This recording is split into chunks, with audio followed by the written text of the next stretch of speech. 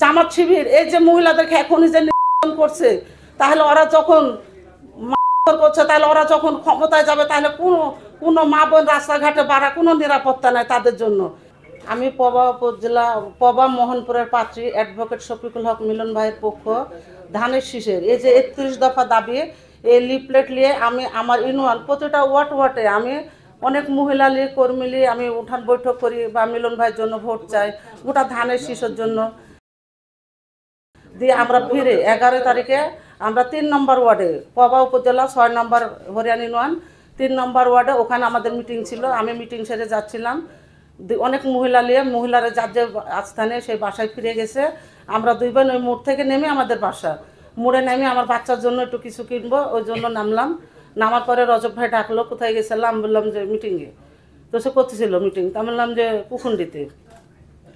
দিয়ে ওখানে আমরা কথা বলার পরে নুরন নামাজ পড়ে আসছিল, আইসা আমাকে, আর ওখানে নাজমুল বলে এক ছেলে ছিল, দুইজন বলছে যে আপা আমাদের জন্য ভোট করেন। তা আমি কিসের ভোট করবো আপনাদের জন্য? তো বলছে জামাতের।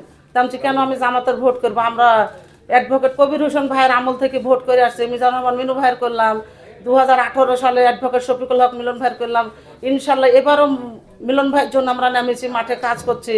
আর জামাতের ভোট করবো কেন? তো সে টাকা লাগলেও দিব। দিয়ে এরকম কথা বলতে বিএমপিকে সবকে গালি দিল নুরুল। দেওয়ার পরে আমি বলছি বিএমপিকে গালি দিচ্ছেন কেন? এরকম করে অনেক কথা তর্কাতর্কি হতে যায়। তখন আমার বোনকে নূরবানীকে ওনার পায়ে চামড়া স্যান্ডেল খুলে একটা ঘাড়ে করে উনি তখন কেঁদে উঠলো।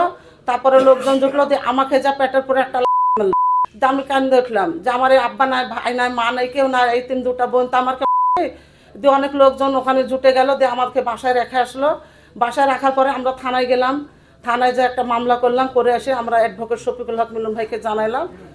দিয়ে উনি আজকেও সকালে আমাকে গাছ দিয়েছে, আজকেও সকালে গাছ দিয়েছে যে তোরা কি করছে, খালি ক্ষমতায় আসুক। দিয়ে আমরা ধরেন অনেক গালি শুনে তাও আজকে আর জব ছল দিই না, আমরা 12 এখানে চলে আসছি সম্মেলনে। নুরুল যে আমাকে উনি ধরেন 1 নম্বর ওয়ার্ড ওর বাসা, আমার হরিয়ানা ইউনিয়ন, আমার বাসা হচ্ছে 5 নম্বর ওয়ার্ড। নুরুল হচ্ছে কসফারের জামাত শিবিরের আসামি।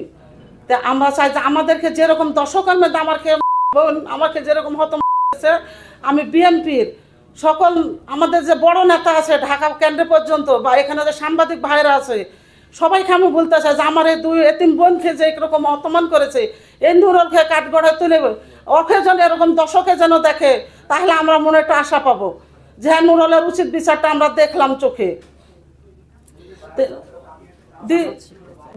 জামাত শিবির এই যে মহিলাদেরকে এখনই যে নির্যাতন করছে, তাহলে ওরা যখন করছে, তাহলে ওরা যখন ক্ষমতায় যাবে, তাহলে কোনো মা বোন রাস্তাঘাটে বাড়া কোনো নিরাপত্তা নাই তাদের জন্য কোনো নিরাপত্তা নাই।